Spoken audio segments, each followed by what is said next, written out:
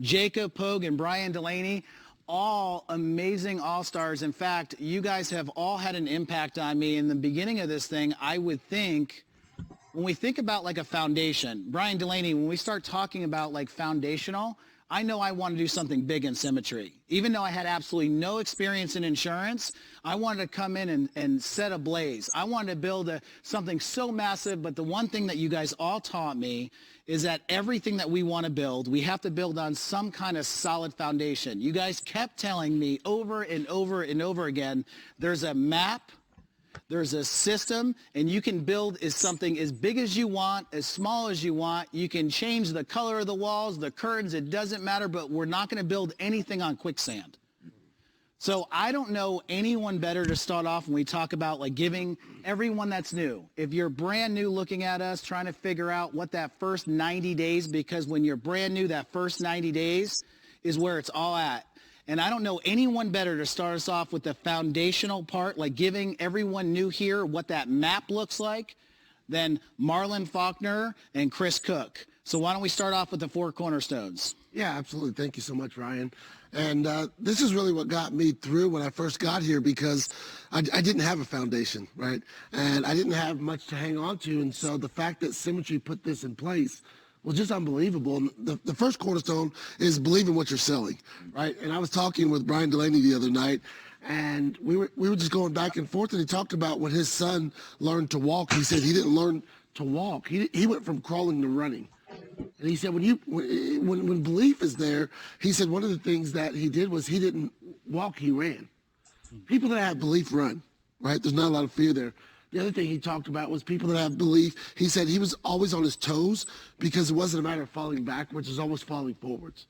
And when I got here, one of the things that I did was I followed the person in front of me, and if he was moving forward, then why wouldn't I, right? The third thing Brian talked about was that he said that his son,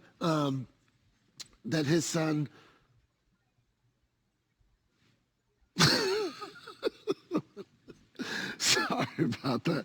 He talked about his son. He said that when he fell down, the reason that his belief stayed the same was that he didn't celebrate when he fell down. I mean, he celebrated when he fell down. He didn't overreact. And one of the things that I did in every job that I've ever had, every opportunity I've ever had, that when something would go bad, people would overreact, and it would make my belief level just go down just a little bit. Just a little bit more, just a little bit more. And when Brian said that to me, I never thought about that, but he said, I didn't want to overreact. So he said, when my son would fall down, I would start celebrating. When you come here, when you believe in what you do, even if you fall down, we understand that that's a part of the process. So when I realized that one of the cornerstones was belief, I moved in that direction. I followed the person in front of me, and I fell down, but I knew that that was part of the process. I got up and I kept going. Beautiful. Hey, number 2, guys, work and counsel through massive action, constant correction. And you got to work. I mean, you got to work when you get here. If this is your, if this is something you're pursuing for you and your family, you got to go after it with some passion. Like me, when I got here, maybe like a lot of you guys out there, you're scared. I was scared. I mean, I'll say it. Never done, sales before in my life when I first got in this industry. And I was like, man, I've got to go make this happen and make it happen quick for me and my family. I can't, because I'd quit my previous job cold turkey, right? And so I was like, I got to figure this thing out, and I got to figure it out quickly. So I'm going to give you some nuggets here under the work part. Is when you start working here, here's the challenge I'll give to you. And I'm going to give you some to-do things on this, but the challenge is I gave my old boss 40, 50, 60 hours a week. Any of y'all can relate to that right there? Oh, yeah. 40, 50, 60 hours a week. And some people, when they come here, and this was the case when I first got in the industry 5 months into it, I came here and I realized I was only giving it about 20 hours a week, right? And I was like, man, why would I give my pursuit of the passion and dream any less respect than I gave a boss before, right? So I'm going to give you some nuggets here, and this is under the work and counsel, but the work-specific part is you got to make dials. We have a saying in this industry, rich, broke, right? Rich, broke. A mentor told me that one time, and I was like, man, I would rather be on that side of it, right? Not the other side of it. So I was like, I got to get that down. And he's like, well, specifically, you need to make 400 plus dials a week. And I was like, Well, I don't know if I'm that good. I said, so what I lacked in skill, I had to make up for in activity. So I remember my second week in the industry, remember not being in sales anymore, and I wasn't very good my first week, and I was nervous. I made $667. The reason? It's just what it took, right? So I encourage you to do what it takes when it comes to work. And another box that Casey loves us to fill is the appointment side. Specifically, you're going to need 15 appointments a week, a lot of times in the virtual world that we live in today, to really make this business happen for you and your family. So if you're doing it, do it 15 times a week. Sit with 15 people a week. And I've never seen, and I've worked with Symmetry 7 years, I don't know about any of you guys, never seen anybody fail to do that proper activity. And I wanted a guarantee, right? I needed that guarantee. Anybody need a guarantee coming to commission only? Yeah, 100%. I needed that guarantee. Another thing that I encourage you to do is make a list of people that you want to make an impact on their life, and share it with them. Share the wealth of opportunity that is Symmetry Financial. You don't have to talk them into it. This is not, you talking your friends and family into doing this, but share it. If this is something you believe in, which Marlon just shared with you guys, share it with other people and let them have the opportunity. Let them make a decision whether this is a good fit for them or not. But at least share that wealth of opportunity, right? Mm-hmm. So. Absolutely. So number 3 was commitment to ongoing self-improvement.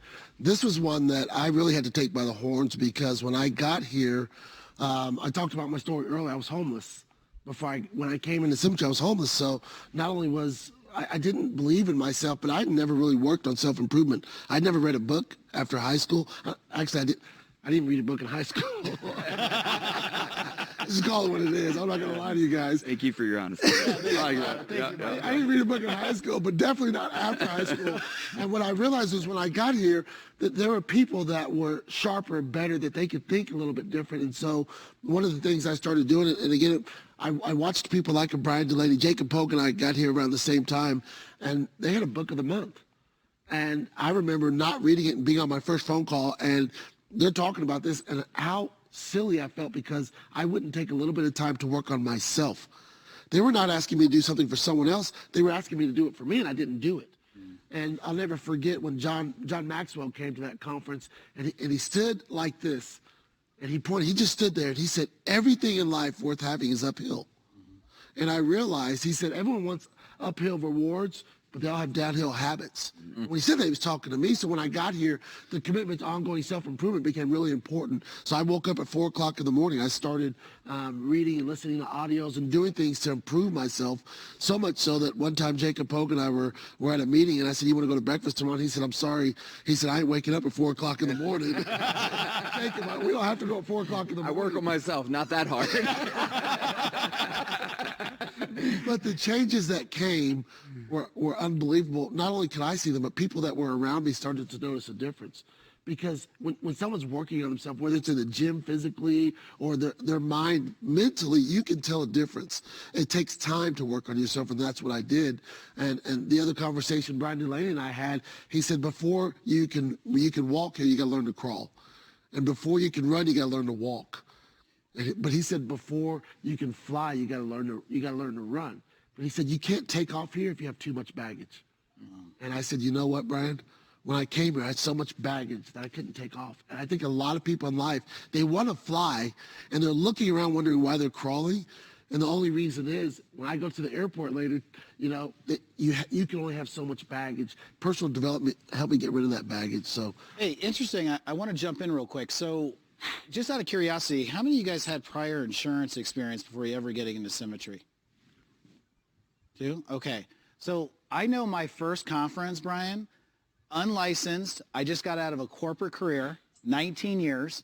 Have you guys ever worked at a corporate America job where you spent 80 hours a week, had 1,000 emails, like self-employed really felt like self-imprisonment. And like when I actually got to my first conference, and what's interesting, like these guys have had such an impact on me.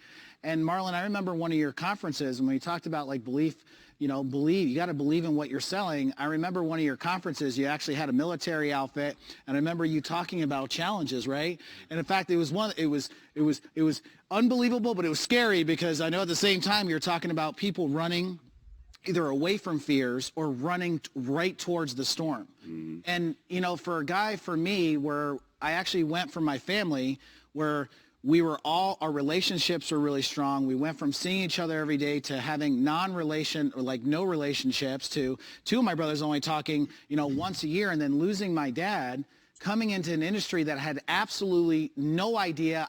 I didn't know really what insurance was or how important it was. And then I saw the fact that my dad actually left a policy for my mom. And then when I saw you do these conferences, like that conference, and running right after your fear, it definitely gave me hope where with the things that I was definitely concerned about.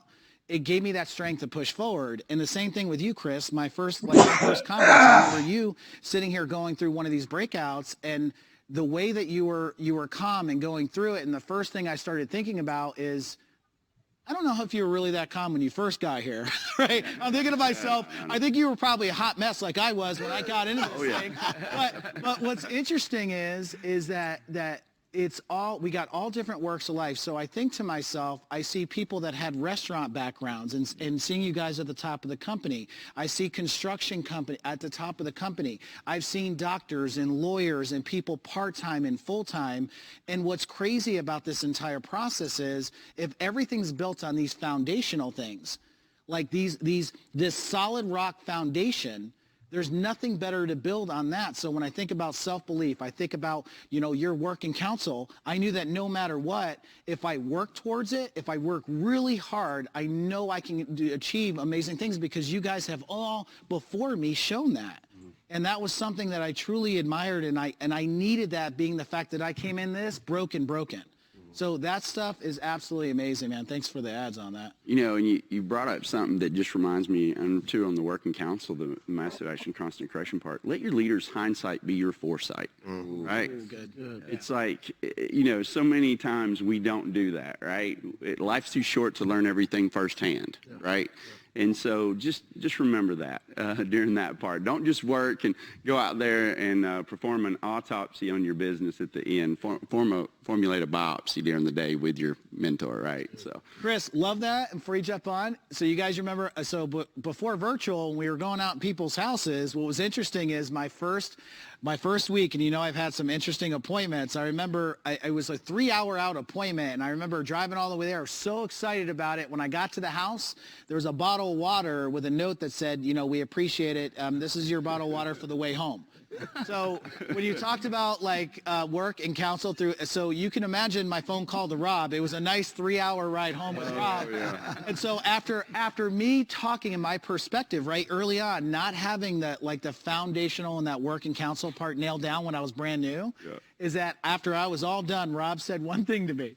Rob goes, why'd you only book one appointment out there if you're going 3 hours? Right. All right, so hold on for a second. So you think about it, right? And I'm just like, oh, okay. So you got me on that one.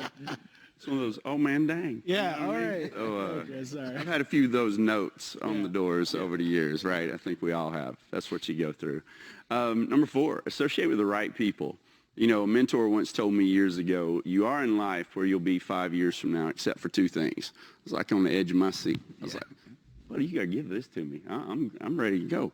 Well, Marlon just mentioned it. It's the books you read and the people you associate with. And I look at my past 7 years, and I've just had the honor of meeting you and your son, right? Getting to know Stacy and Jacob, you know what I mean? And now their kids, right? Marlon and Heather. Me and Heather bonded over coaching last night, right? And, Rob and his family and his love for Clemson football, even though I don't understand it. I don't understand it. And Ryan, realizing that we all realize Michelle runs that family. We realize that. But, I think about those relationships and that association and how it's changed my life and how it's helped me be a better father to my family. Yeah. How it's, just to see how you guys live your life, the example and the leadership that you guys get. And I remember when I first got in this industry, I didn't associate with the right people, the people that told me I could do it. You know what I mean? So I'll be forever grateful for you gentlemen for that. And for those of you out there, find you running buddies that you can associate with and that lift you up until you can do it. Because I promise you, probably some of you guys are like me. During the early association part of your career, did you have some people that called it, well, how's that thing working out that you're doing, right? Okay. Right? It was a thing, right? I was like, so it's not a job or a career, apparently. No, it's definitely not a job or career. And he's like, well, let me know how that works out for you. And I was like, well, I think it's going to work out pretty good because I'm going to put in the work and the passion. Mm-hmm. And so it's association with the right people. I want to make a comment under the association part, too. There's a part in there where you work with the mentor and have proper communication with the mentor. I'm going to give you a key nugget here.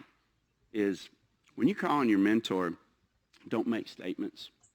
Don't make statements like, these leads suck. What can we do with that, right? Mm-hmm. You know, ask questions like, how would you handle this? Or why do I suck? Yeah. That was good. I assure you. Way better question. Because you're new. We've all been there. Associate with the right people that uplift you and tell you you can, not tell you you can't. That's good. You know, it's when you talk about associating with the right people, I don't know about you guys, but when at first I realized, when I first got here, I mean, I really felt alone, right? My brothers weren't here at that time.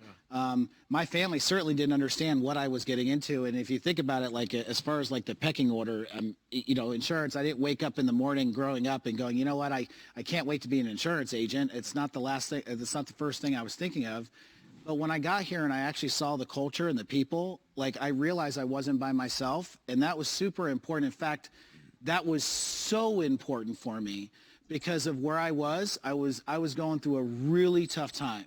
I mean, $100,000 in debt, $26 to my name, everything. My wife, you guys ever, I don't know if you've had that experience where you walk in and your spouse is literally crying going, I don't know if we're going to make it. I mean, we had to make a change. And the fact that you guys were actually here when there was no financial connection, you guys were all willing to help me. That was so important. In fact, I always say this, you can go really fast by yourself, but if you want to go the distance here, we go together. And it's one of those things and why the core values is relationships matter and people come first. And that's why when we talk about associate right people, this system, and that's why these 4 cornerstones are so important. We talk about this as like the campfire.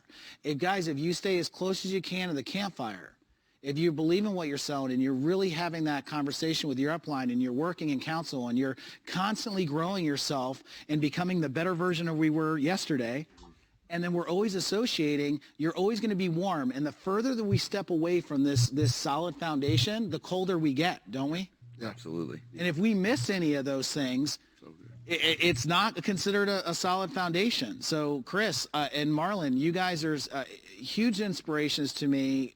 Going in this business, you guys have definitely impacted. And if you asked me when I first met all you guys, including you, Rob, and your dad, that I would 6 years later be able to, in a year time, help 15,000 families in a single year, that wasn't me. That's because you guys were willing to pour into me when I didn't have belief in myself.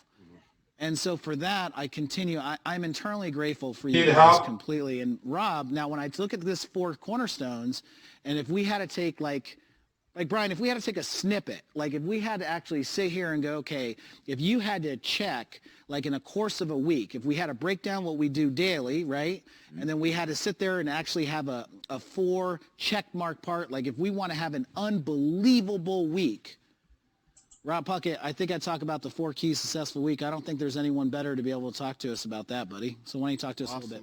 Man, I get excited about the 4 keys because without them, we fail.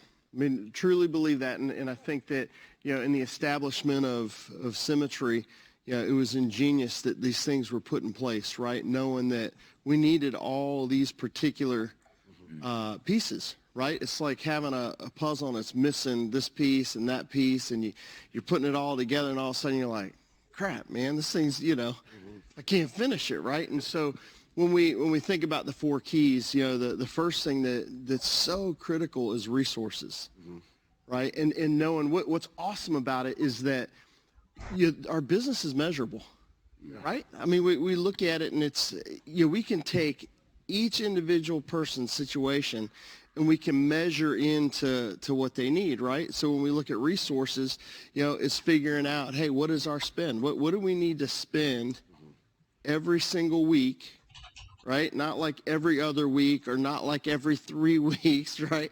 What do we need to spend every single week to get where we want to go, right? So as we break down, right, and if you're out there thinking, hey, you know what, man, I don't know if I can afford that, right? You can't afford not to.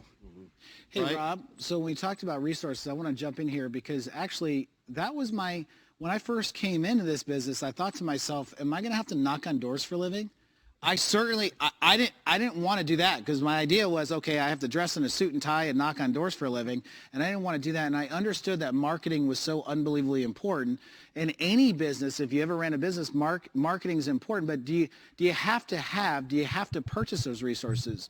Well, no. There's people that go out there that love, like, will actually help a family, and because of what we were able to do for that family, they will go 50 or 60 people deep because of other family members. So do you have to purchase the resources every week? No. Is it a resource? Yes. And the thing about it is we have to find consistency, right? So in my business, Brian, just like you had a business, there wasn't a week where we didn't do marketing.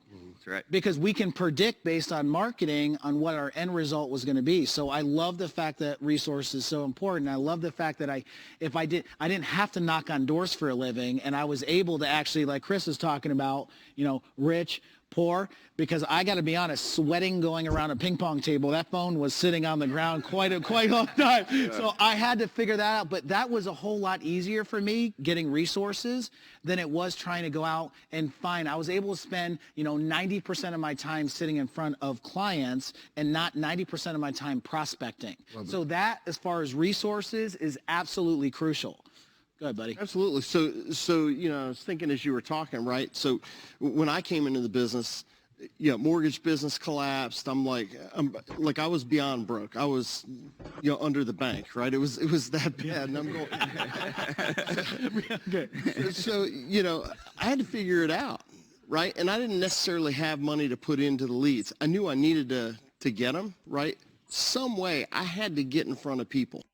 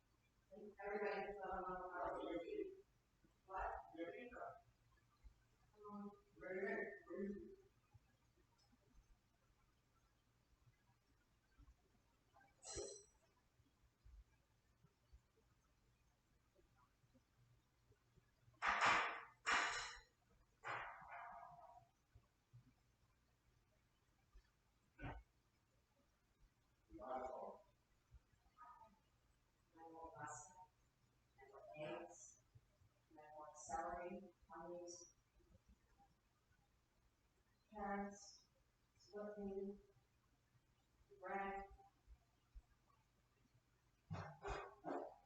And then I'm thinking, my car.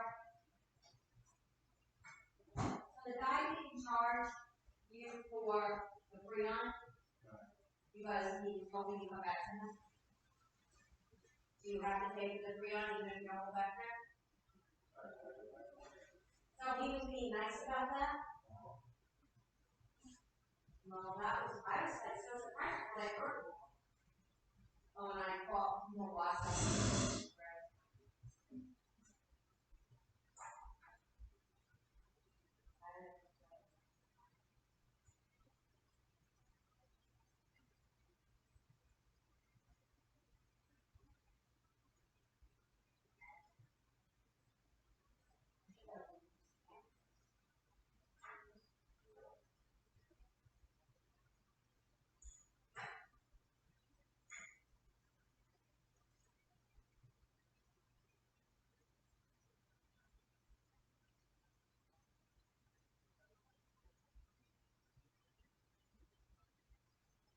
Everything was scraping. Everything was scraping. Everything had color.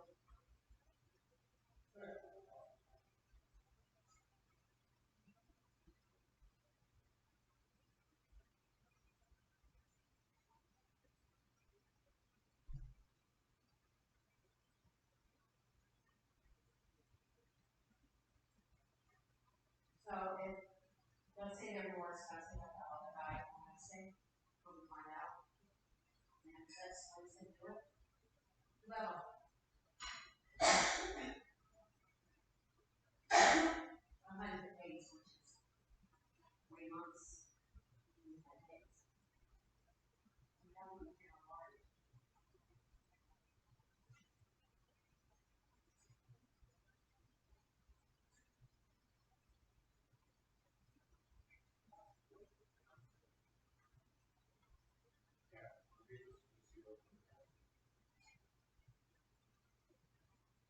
I know, right? I have like no idea.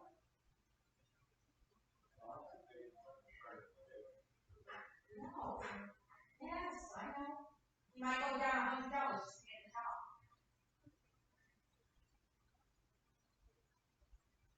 That's got to be here.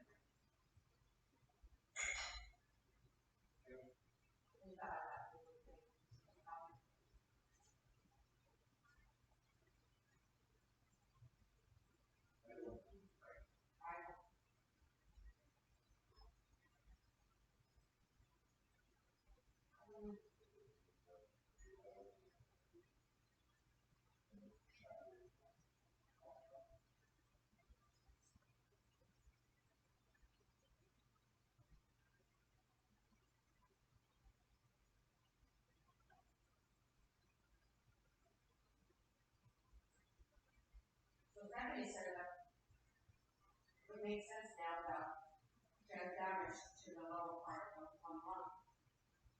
The vital, the regular part. She said that. And I know she goes, whenever I go to the staircase, you know, she'll crack. She goes, ah, she goes, ah.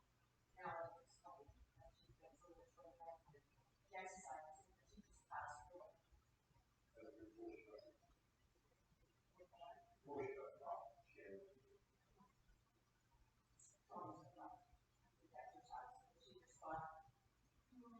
Getting older.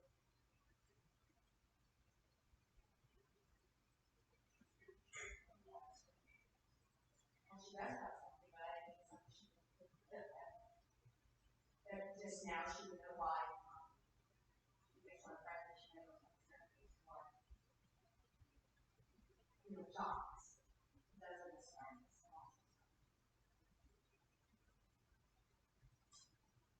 I have to tell her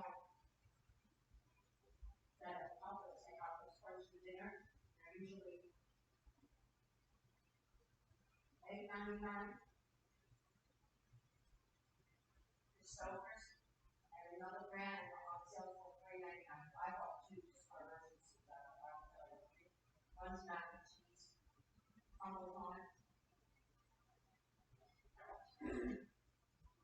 one is a hospital also.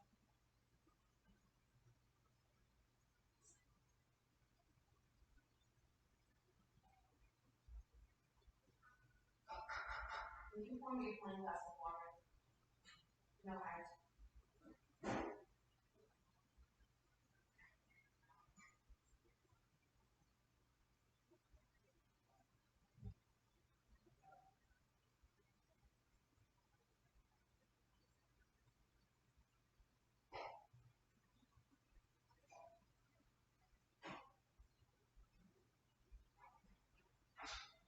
Oh, you want the, No, that's okay. I really don't want ice cold water. I just want like regular water because it's too cold to drink. I like cold water, but right now I just want like not so cold. That's lemon. Oh, no, that's not lemon. That's not food.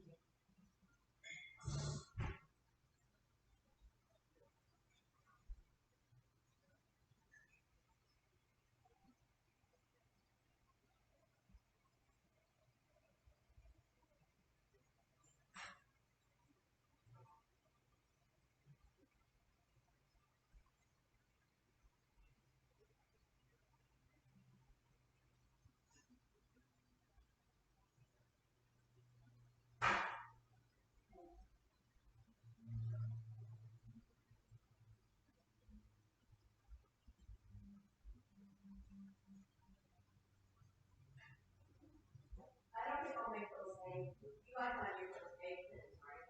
You still got turkey burgers, and correct? Yeah, you got turkey burgers and correct. Yeah, and I'm going to be making chicken later, so I don't want to make too much.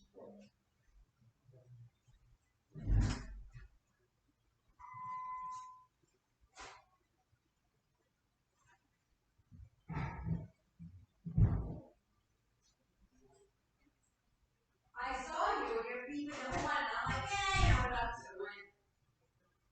I thought you were on the phone. No, I said, let me go, what's an island? I was still taking your car on Wednesday. Tuesday, twice. And I said to myself, you know, let me just go, let me get the stuff that I need. And then I'm home, and I don't have to feel like, gee, I gotta go back out. The only thing on my to-do check out is CVS. I know you don't like me to get candy, but if it's 85% off, I get it, and then we have it for a long time.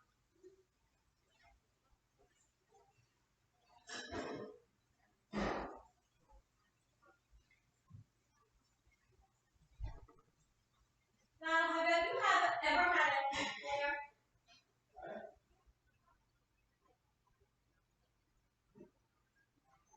I want you to try one of these. I grew up with them. Try one of these. It's custom.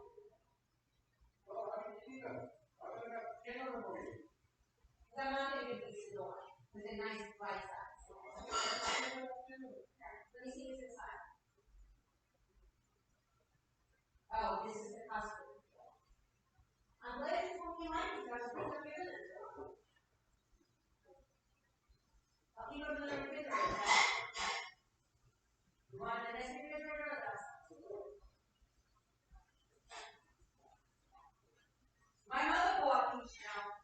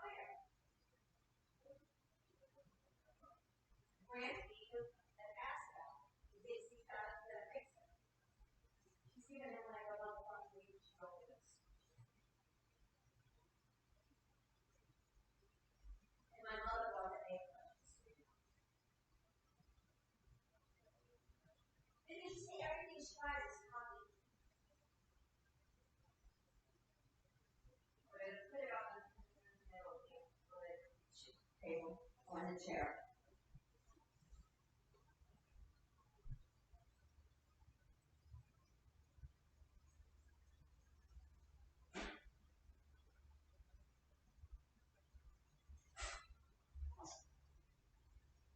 Nice. I like those shoes. All right, I'm gonna be on the call.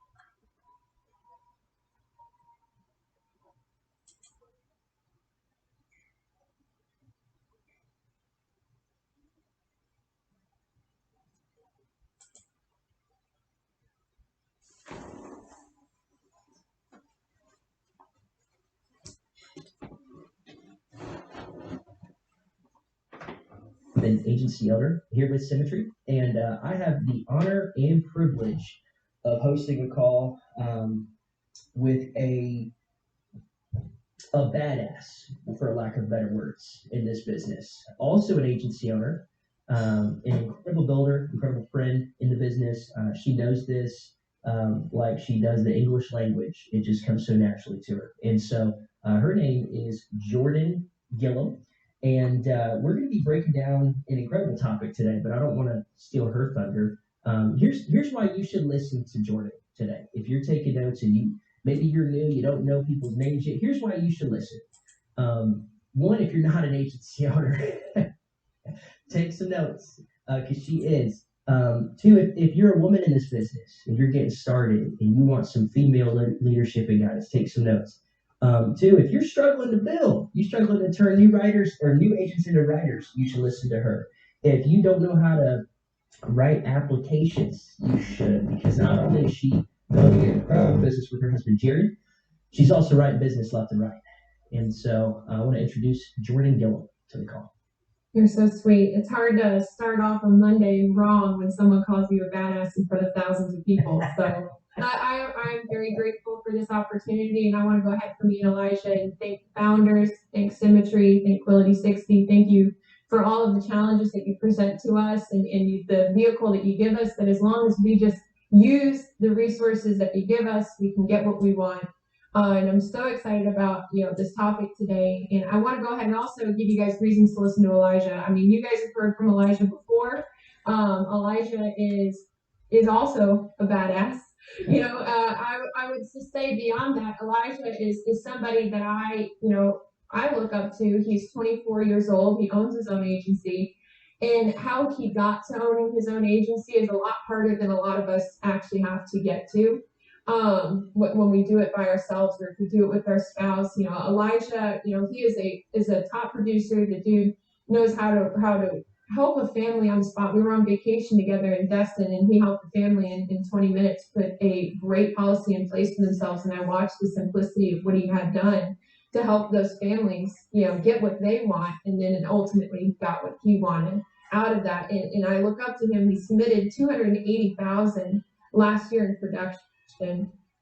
Before he turned 24 years old. And I remember when I was 24 working here, and I definitely was not writing 280,000 in production. But yeah, so but ultimately, he stepped up, he took over his friend Grant Reynolds' agency, and he's grown in ways that I absolutely admire. I'm so happy to share the floor with him today.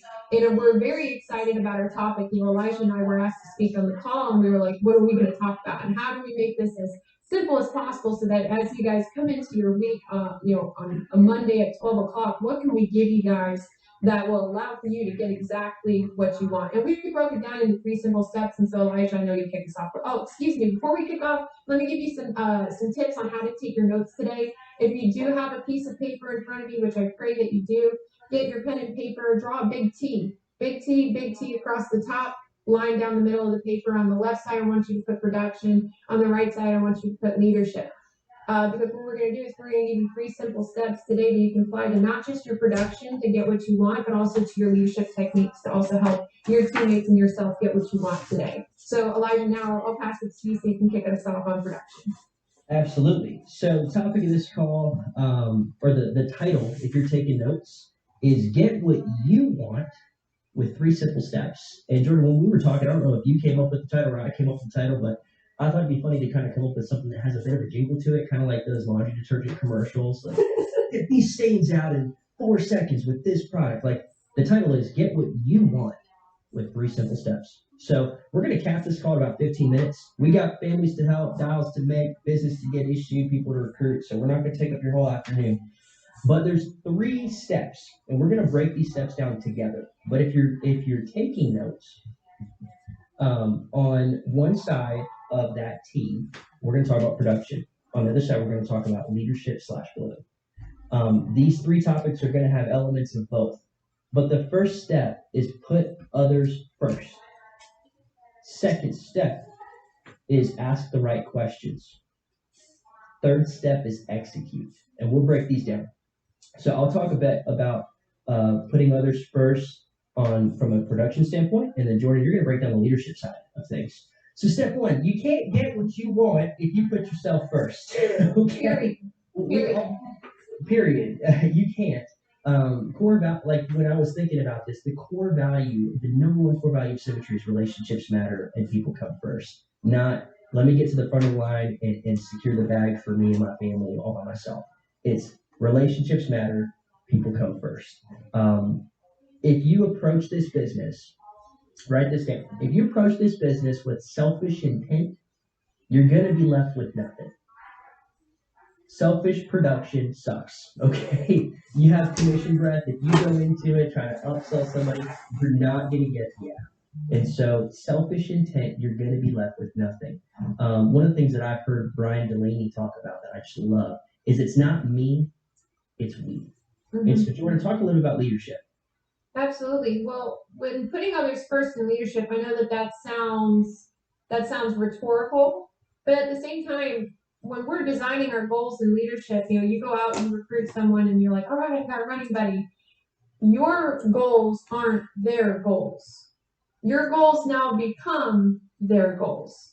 I hope that made sense. Where it is our responsibility as the leader to direct our teammates towards their individual goals, not our goals.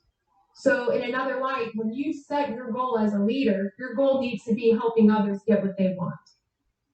Because we're gonna keep repeating it, helping others get what they want will ultimately get you what you want. Now, we do understand that a lot of us came from a different environment. Symmetry's culture is infectious because it finally feeds us to treat people the way that we actually want to be treated.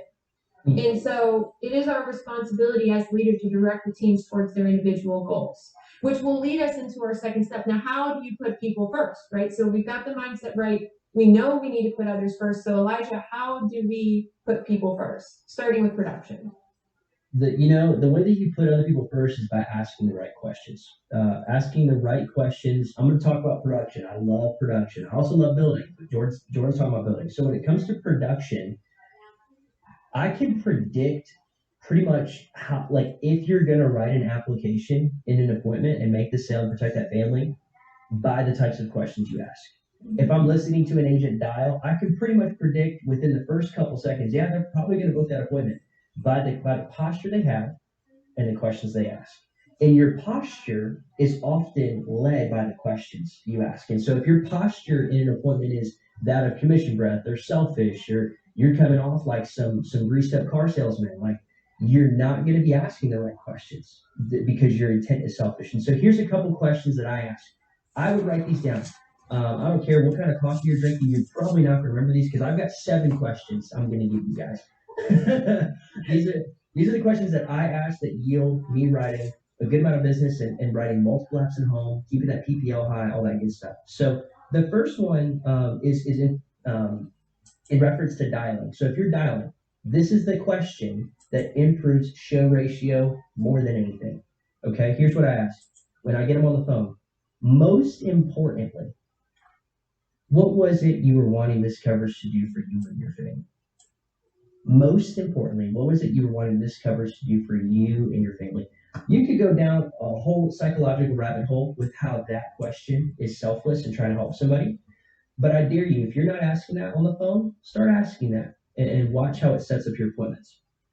When you're running the appointment, okay, there's when you show the options, here's a question that I started asking that changed everything in a Zoom appointment.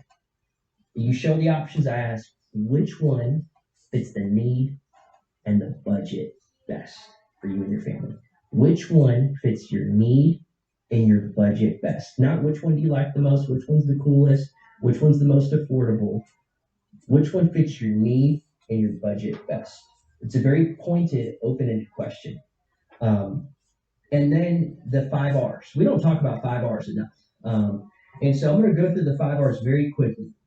That's on the Symmetry website, so I'm not going to do a whole training on this. But referrals, rugrats, retirement, replacement, and recruits. During an appointment, you have a family captive with your attention. Ask these questions. It'll help a ton. For referrals, hey, you got any referrals for me? You know of anybody who needs help with this sort of thing? For rugrats, kids, do you have anything on your kids? You have a children's whole life policy of $3 with Foresters or Mutual Law. For retirement, this is a really good one I learned from a buddy of mine.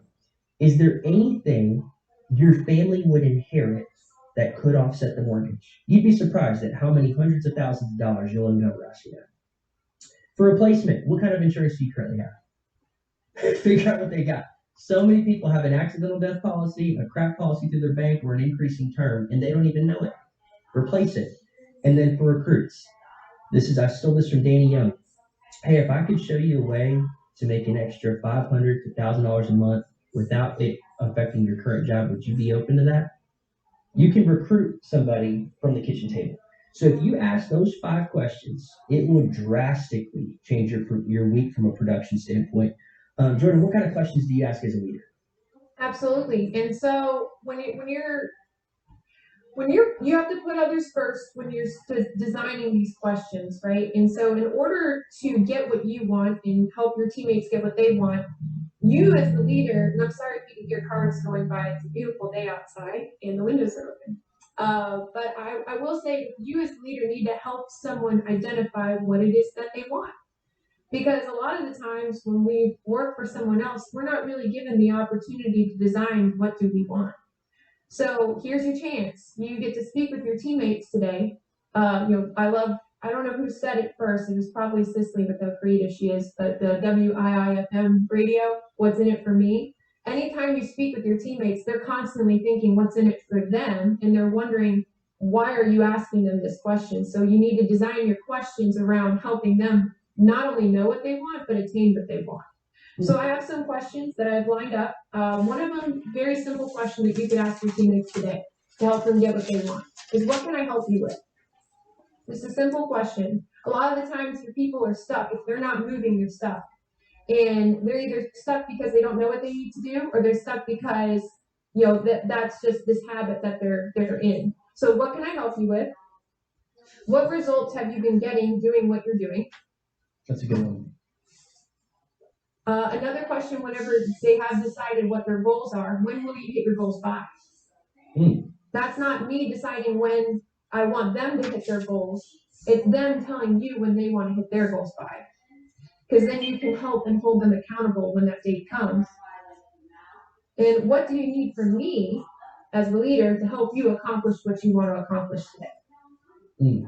So once your teammate understands what they want to accomplish, when they want to accomplish by, and where to find the resources necessary to accomplish what they want, the last thing you need to do, instead of just saying go do it, is ask them if they're willing to do the things necessary to do it.